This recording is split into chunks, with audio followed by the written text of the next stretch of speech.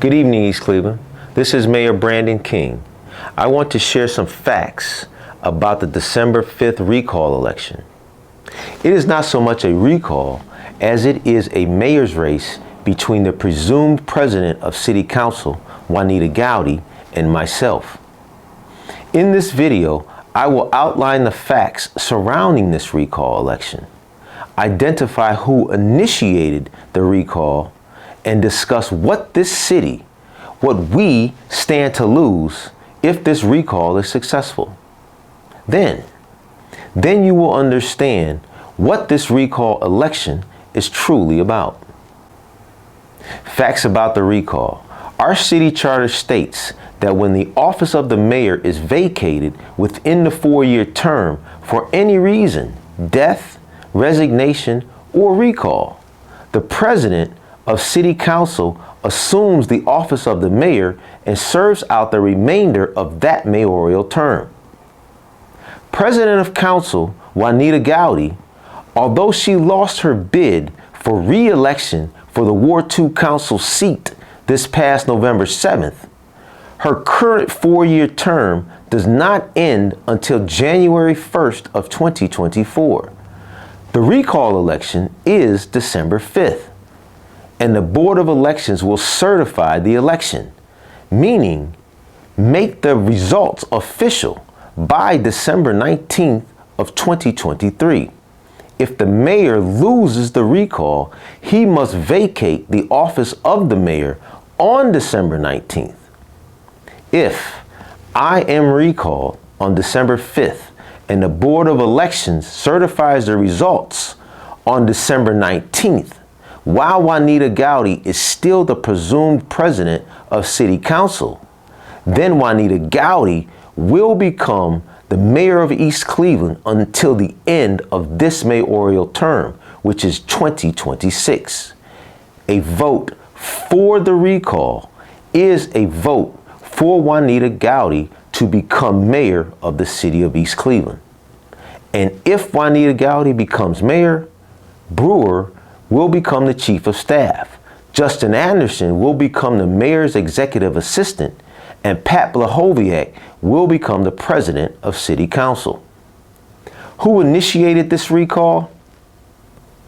The recall was initiated by Eric Brewer, Juanita Gowdy, and Pat Blahoviak. This is not as a result of disgruntled and dissatisfied residents. This recall election, the same as the recall election of 2022, last year, is being led by elected officials and political operatives. And they are utilizing the same tactics as they did last year, spreading propaganda, and more propaganda. Their lust for the mayor's office is demonstrated through their actions, or should I say, through their inactions in council chambers, their refusal to pass important legislation that would serve the best interest of East Cleveland residents.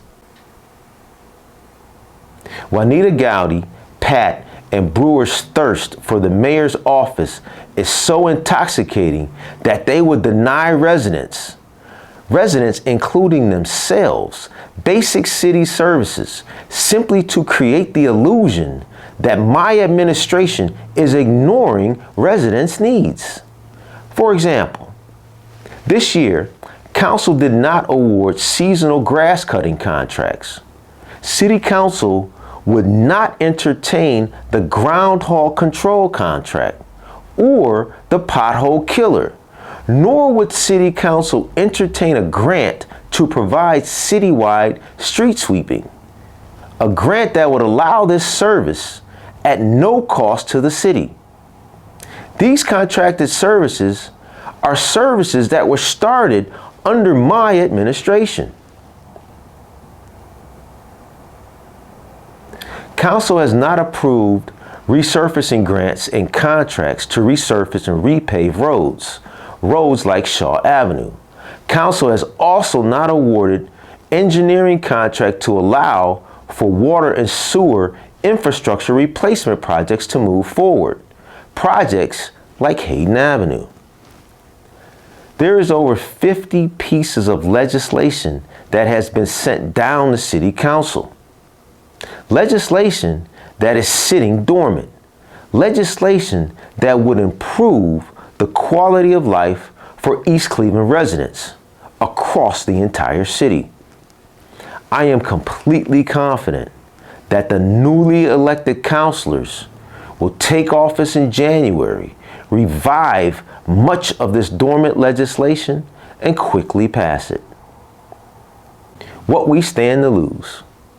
This election is of tremendous importance. The outcome of this recall election will determine the future of the city of East Cleveland. There is close to $300 million in developments and investments planned throughout this city, from the redevelopment of Neela Park to the 33-acre Circle East District development project. From east to west, development is scheduled for this city. And the volatility of our government will determine if we realize this revitalization. Brewer, Juanita Gowdy, and Pat are demonstrating their willfulness to destroy important relationships, their willfulness to scuttle development projects, and their willfulness to reject much needed grant funding and opportunities. The Metro Parks is the most prominent example of this, but it is not the only example. The Circle East District Development Project could have broken ground this year with the construction of the first 5 townhomes. Yet Juanita Gowdy refused to allow City Council to even consider the legislation that would be needed to start this new neighborhood project. There are millions in grants and funding opportunities that are in jeopardy of being lost due to their deliberate inactions. As a city, we have already lost the 2023 Ohio Public Works grant to resurface a section of Shaw Avenue. And if City Council does not pass the necessary legislation by December 16th of this year, we will lose the $1 million forgivable loan to resurface Hayden Avenue from end to end. To sum this all up, there are 3 primary people who have denied this community and residents improvements to their quality of life and have destroyed key partnerships in order to convince you, the voters, that it is my administration's fault that road resurfacing is not being done, fault that the grass is not being cut, that it is my administration's fault that basic city services are not being provided. All so that you will vote for the recall, a vote that would allow them to take complete control of your government without your consent, without your direct vote. Thank you. God bless you, and God bless East Cleveland.